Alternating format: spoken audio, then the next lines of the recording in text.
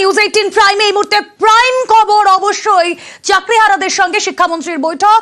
আপনাদের সঙ্গে রয়েছে আমি রুমেলা দেব। সব আপডেট বিকাশ ভবনের বৈঠকে এসএসসি চেয়ারম্যানও বৈঠকে, মধ্যশিক্ষা পর্ষদের সভাপতিও। আগামী সপ্তাহে সুপ্রিম কোর্টের রিভিউ পিটিশন এসএসসির। এবার এক এক করে ছবিগুলো আপনাদের সামনে রাখি। আজ চাকরিহারাদের সঙ্গে বৈঠক, শিক্ষামন্ত্রী ব্রাত্য বসু তিনি এসে পৌঁছেছেন। বিকাশ ভবনের ছবি আপনারা দেখছেন। বৈঠকে শিক্ষক, শিক্ষাকর্মীও, চাকরিহারা, শিক্ষামন্ত্রী বৈঠক। এই বৈঠকের আউটকামের উপর অনেক কিছু নির্ভর করছে। বৈঠকে এসএসসি চেয়ারম্যানও, যে ছবি আপনারা দেখছেন, ইতিমধ্যেই চাকরিহারাদের প্রতিনিধি দল তারা ভেতরে গিয়েছেন। একের পর এক সেই ছবিগুলো দেখাবো। ভেতরে যে ছবি আপনারা দেখছেন, চাকরিহারাদের প্রতিনিধিরা 12 প্রতিনিধি বৈঠকে তারা রয়েছেন। চাকরিহারারা বৈঠকে রয়েছেন এবং শিক্ষামন্ত্রী পৌঁছে গিয়েছেন ইতিমধ্যেই। কথা বলবো আমাদের প্রতিনিধি সোমরাজ বন্দ্যোপাধ্যায় রয়েছেন সঙ্গে। সোমরাজ, দেখো আর কিছুক্ষণের মধ্যেই বৈঠক শুরু হবে। আমরা যে ছবি দেখতে পাচ্ছি যে শিক্ষামন্ত্রী ব্রাত্য বসু তিনি কিছুক্ষণের মধ্যেই বৈঠকে ঢুকবেন। পাশাপাশি এসএসসি চেয়ারম্যান, মধ্যশিক্ষা পর্ষদের সভাপতি তারাও কিছুক্ষণের মধ্যেই বৈঠকে ঢুকবেন। 12 জনের প্রতিনিধি দল ইতিমধ্যেই এসে উপস্থিত হয়েছেন। শিক্ষামন্ত্রী তার নিজের ঘরে রয়েছেন এখনো পর্যন্ত এবং এই বৈঠক আর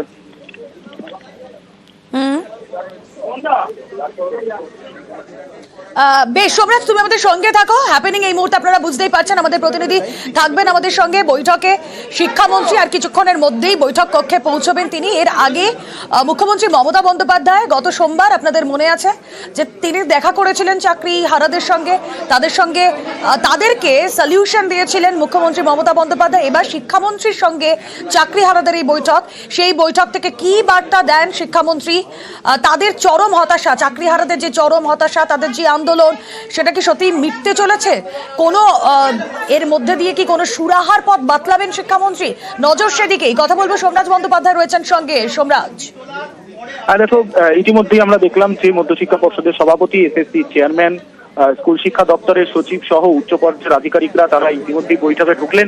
আর কিছুক্ষণের মধ্যেই শিক্ষামন্ত্রী ব্রাত্য বসুও বৈঠকে ঢুকবেন। তারা তার আগে, অর্থাৎ এই যে 12 জন প্রতিনিধি দলের সঙ্গে যে বৈঠক, তার আগে শিক্ষামন্ত্রী ব্রাত্য বসু, যেটা তোমাকে এই মুহূর্তে আপডেট জানিয়ে রাখি, শিক্ষামন্ত্রী ব্রাত্য বসু তিনি মধ্যশিক্ষা পর্ষদের সভাপতি, এসএসসি চেয়ারম্যান, স্কুল শিক্ষা দপ্তরের সচিব সহ স্কুল শিক্ষা দপ্তরের আধিকারিকদের নিয়ে একটি গুরুত্বপূর্ণ বৈঠক করে নিলেন তার নিজের ঘরে। মূলত এই 12 জনের প্রতিনিধি দলের সঙ্গে আলোচনার আগে এই বৈঠকটি শিক্ষামন্ত্রী ব্রাত্য বসু তার নিজের ঘরে করে নিলেন। প্রায় 30 মিনিটেরও বেশি সময়সীমা ধরে সেই বৈঠকটি করলেন এবং এই 12 জনের প্রতিনিধি দলের সঙ্গে যে বিষয়গুলি রাজ্যের তরফে তুলে ধরা হবে তা নিয়ে মূলত আলোচনা করতেই শিক্ষামন্ত্রী ব্রাত্য বসু এই বৈঠকটি করলেন।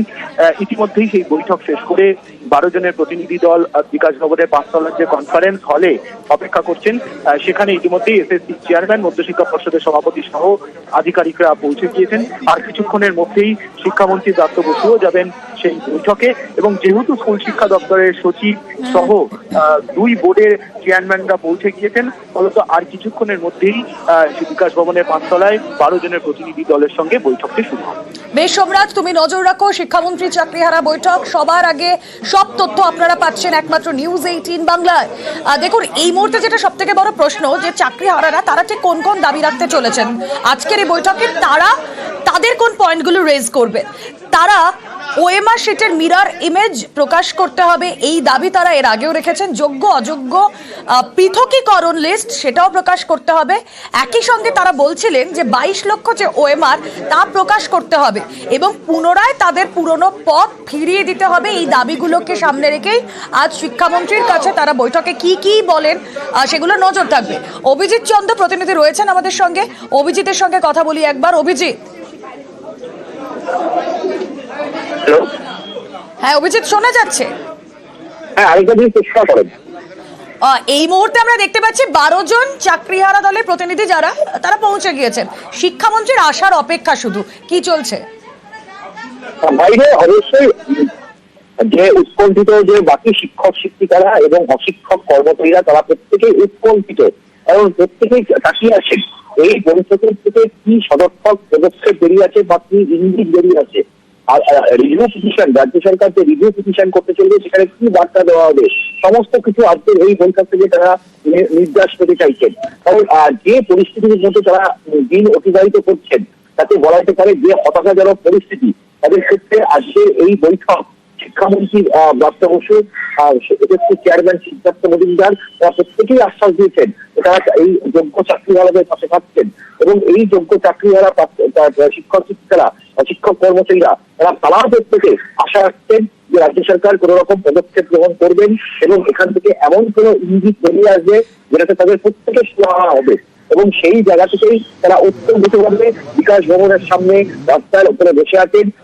একদিকে প্রচন্ড গরম, তার সঙ্গে যেভাবে তারা সকাল থেকে কেউ রাত থেকে তারা আজকের এই বৈঠকের দিকে তাকিয়ে আছেন, সুতরাং বলাই যেতে পারে যে এই বৈঠক থেকে কি সাধারণত ইঙ্গিত বেরিয়ে আসে। প্রত্যেকেই বলছেন যে তারা আশাবাদী যে কোনো পজিটিভ অ্যাপ্রোচ এখান থেকে উঠে আসবে এবং যে পজিটিভ অ্যাপ্রোচের মাধ্যমে সুপ্রিম কোর্টের পরবর্তীভাবে যে রিভিউ পিটিশন করা হবে সেই রিভিউ পিটিশনে তাদের বক্তব্য তুলে ধরা হবে এবং কোনোভাবেই কোনো চাকরিহারা যেন তারা আগামী দিনে তারা বলতে না পারে যে তারা চাকরিহারা প্রত্যেকে এই যোগ্য শিক্ষক। অভিজিৎ, তুমি আমাদের সঙ্গে থাকো। এই মুহূর্তে যে ছবি আপনাদেরকে দেখাচ্ছি বিকাশ ভবনের ছবি, চাকরিহারারা তারা রয়েছেন 12 জনের প্রতিনিধি দল, তারা ওয়েট করছেন আর শিক্ষামন্ত্রী ব্রাত্য বসু আলোচনায় যোগ দিতে তিনি যাচ্ছেন। রিভিউ এর আগে চাকরিহারাদের বক্তব্যে নজর রাখা হবে। চাকরিহারা শিক্ষামন্ত্রী বৈঠকের ঠিক কি নির্যাস প্রতি মুহূর্তের লাইভ আপডেট আপনাদের সামনে তুলে ধরছি আমরা। বৈঠকে এসএসসি চেয়ারম্যানও রয়েছেন, সেই বৈঠক বিকাশ ভবনের বৈঠক এবং বাইরে অগন্তি চাকরিহারা তারা অপেক্ষা করছেন। বৈঠকে রয়েছেন মধ্যশিক্ষা পর্ষদের সভাপতিও, শিক্ষা দপ্তরের সচিবও। সেই ছবি আপনাদের সামনে আমরা তুলে ধরছি। সুপ্রিম কোর্টে রিভিউ পিটিশন করবে রাজ্য, তার আগে চাকরিহারাদের সঙ্গে কথা বলা, তাদের বক্তব্য রাজ্য সরকারের শোনা সব থেকে বেশি গুরুত্বপূর্ণ। সে কারণে শিক্ষামন্ত্রী চাকরিহারা এই বৈঠক এবং গত সোমবার আমরা দেখেছিলাম যে গত সোমবার নেতাজি ইনডোর থেকেও বড় বার্তা দিয়েছিলেন মুখ্যমন্ত্রী মমতা বন্দ্যোপাধ্যায়। শিক্ষকদের স্কুলে যাওয়ার কথা তিনি বলেছিলেন, স্বেচ্ছাশ্রমের কথা বললেও তাতে শিক্ষকদের চাকরিহারাদের একাংশ তারা রাজি হয়নি। এই ছবি দেখছেন আপনারা, যেখানে 12 জনের প্রতিনিধি দল চাকরিহারাদের তারা ওয়েট করছেন শিক্ষামন্ত্রীর সঙ্গে বৈঠক কি হয় সেদিকে আমাদের নজর। সোমরাজ বন্দ্যোপাধ্যায় রয়েছেন সঙ্গে। সোমরাজ, শিক্ষামন্ত্রী ব্রাত্য বসু বৈঠকে ঢুকেছেন এবং এই জাস্ট বৈঠক শুরু হলো। শিক্ষামন্ত্রী ব্রাত্য বসু তিনি ইতিমধ্যেই উপস্থিত হয়ে গেছেন এবং বৈঠক শুরু হলো। বৈঠকের শুরুতেই মূলত যারা যারা প্রতিনিধি দল এসেছেন তাদের নাম, তাদের স্কুলের নাম, অর্থাৎ যে স্কুলে তারা শিক্ষকতা করাচ্ছেন তাদের স্কুলের নাম সহ বিস্তারিত তথ্য নিয়ে নেওয়া হবে। এবং এই 12 জনের প্রতিনিধি দলে তোমাকে জানিয়ে রাখি যে নবম দশমের যে প্রতিনিধি দল এসেছে এবং সোমরাজ তোমার অডিও ব্রেক করছে। দেখো, এই 12 জনের যে প্রতিনিধি দল ইতিমধ্যেই এসেছে চাকরিহারা শিক্ষক শিক্ষিকাদের প্রতিনিধিদের তরফে, অর্থাৎ ডিপ্রাইভড টিচার অ্যাসোসিয়েশন, মধ্যে তার মধ্যে নবম দশমের 6 জন প্রতিনিধি রয়েছেন, একাদশ দ্বাদশের 4 জন প্রতিনিধি রয়েছেন, গ্রুপ সি ও গ্রুপ ডি 1 জন করে প্রতিনিধি রয়েছেন। বহু প্রতীক্ষিত যে বৈঠক শিক্ষামন্ত্রীর উপস্থিতিতে, সেই বৈঠক ইতিমধ্যে শুরু হয়েছে বিকাশ ভবনে। মূলত যে বৈঠকে 2-3টি ইস্যু নিয়ে আজকে আলোচনা হবে। প্রথমত আগামী সপ্তাহে এসএসসি যে রিভিউ পিটিশন করতে চলেছে সুপ্রিম কোর্টে, সেই রিভিউ পিটিশনের জন্য এই চাকরিহারা শিক্ষক শিক্ষিকাদের তরফে কি কি দাবি রয়েছে, তারা কোন কোন বিষয়গুলি রিভিউ পিটিশনের মধ্যে যুক্ত করতে চান, রাজ্য যে প্রসঙ্গগুলি রিভিউ পিটিশনে রাখতে চাইছে তার সঙ্গে একমত নাকি এই এসএসসি চাকরিহারা শিক্ষক শিক্ষিকারা এবং শিক্ষাকর্মীরা, সেই বিষয়টি মূলত জানতে চাইবে এবং সেই বিষয় নিয়েই মতামত আদান প্রদান হবে।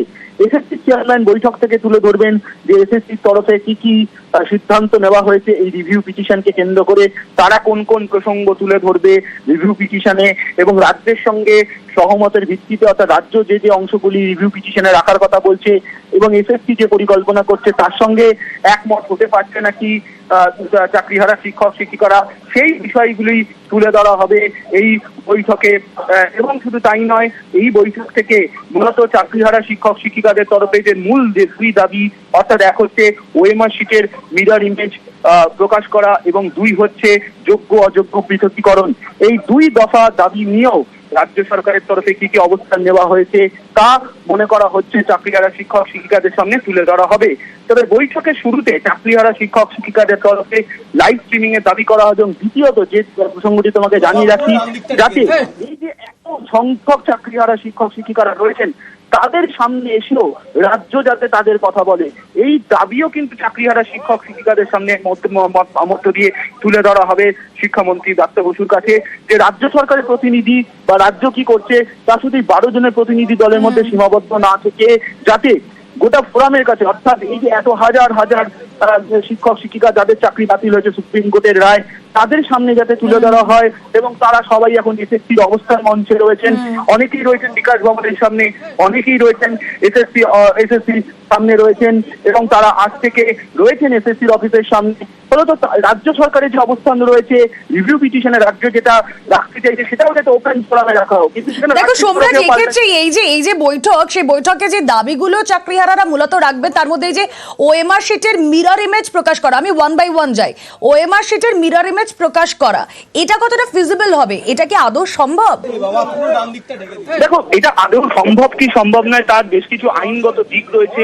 তার কারণ এই যে মামলা, সেই মামলা হাইকোর্টের সিঙ্গেল বেঞ্চ, ডিভিশন বেঞ্চ এবং তারপরে সুপ্রিম কোর্টের চিফ জাস্টিসের বেঞ্চ, অর্থাৎ এই যে তিনটি পর্যায়ে অতিক্রম করে এসে এবং এই তিনটি পর্যায়ে ওএমআর শিটের মিরর ইমেজ প্রকাশ নিয়ে কি বলা হয়েছে তা ইতিমধ্যেই তুলে ধরা হয়েছে। এবং তোমাকে জানিয়ে রাখি, চাকরিহারাদের যে প্রতিনিধি দল, 12 জনের প্রতিনিধি দল ছিল, সেখানে আরো একজনের প্রতিনিধি দল, আরো একজন ঢুকলেন, অর্থাৎ মোট 13 জন ঢুকলো।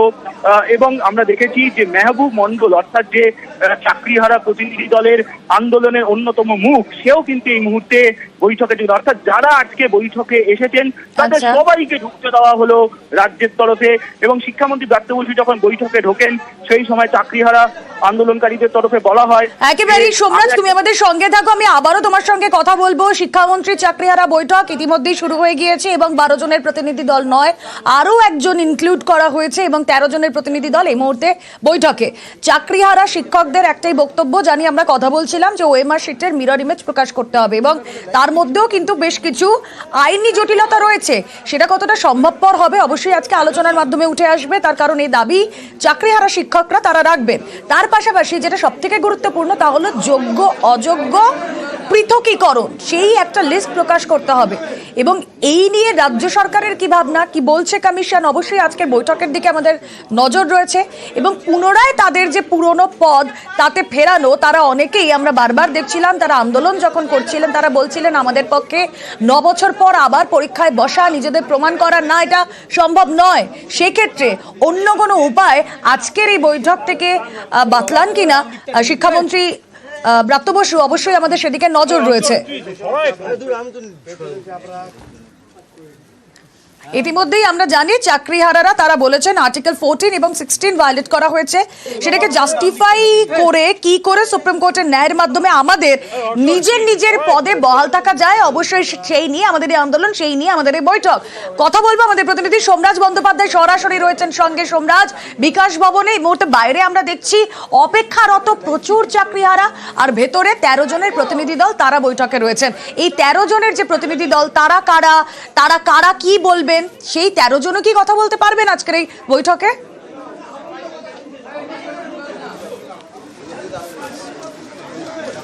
দেখো, তোমাকে প্রথমেই যে তথ্য জানিয়ে রাখি, যে খবর আমরা পাচ্ছি বৈঠকের শুরুতেই সুপ্রিম কোর্টের যে রায়, সেই রায়ের অংশ কিন্তু পড়া হচ্ছে। কয়েকটি প্যারাগ্রাফের অংশ পড়ছেন যারা স্কুল শিক্ষা দপ্তরের যারা লিগাল সেকশনের আধিকারিকরা উপস্থিত রয়েছেন, তারা এই মুহূর্তে সেই প্যারাগ্রাফের অংশগুলি পড়ছেন এবং পড়ে বোঝাচ্ছেন যারা চাকরিহারা শিক্ষক শিক্ষিকাদের যে প্রতিনিধি দল এসেছে তাদেরকে বোঝানো হচ্ছে যে কোন কোন প্যারাগ্রাফের কি অংশ রায়ে পড়া হয়েছে। অর্থাৎ এই রায় নিয়ে যাতে কোনো রকম বিভ্রান্তি বা ধোঁয়াশা না হয় এই চাকরিহারা শিক্ষক শিক্ষিকাদের মধ্যে। কারণ তোমার মনে রয়েছে এই যে আন্দোলন হয়েছে কসবা ডিআই অফিস থেকে শুরু করে একাধিক ডিআই অফিসে যে বিক্ষোভ আন্দোলন হয়েছে, সেই বিক্ষোভ আন্দোলন কেন হচ্ছিল এবং সেক্ষেত্রে রায় নিয়ে যেন কোনো অস্পষ্টতা না থাকে, রায়ের বিভিন্ন অংশ তুলে পড়া হচ্ছে ফের এই চাকরিহারা শিক্ষক শিক্ষিকাদের সামনে, যে বিষয়টা আমরা এখনো পর্যন্ত ভেতর থেকে জানতে পারছি। এবং পাশাপাশি যেটা তোমাকে আরও জানিয়ে রাখি, চাকরিহারা শিক্ষক শিক্ষিকাদের কেউ সেখানে প্রশ্ন করেছিলেন একবার যে এই রিভিউ পিটিশন নিয়ে তাদের তরফে বেশ কিছু বলার আছে, তখন সেখানে বলা হয় যে রিভিউ পিটিশন নিয়ে যা বলার সেটা বলা হবে, কিন্তু আপাতত সুপ্রিম কোর্টের যে রায়, সেই রায়ের অংশটি বেশ কিছু প্যারাগ্রাফ ধরে ধরে পড়া হচ্ছে বৈঠকে।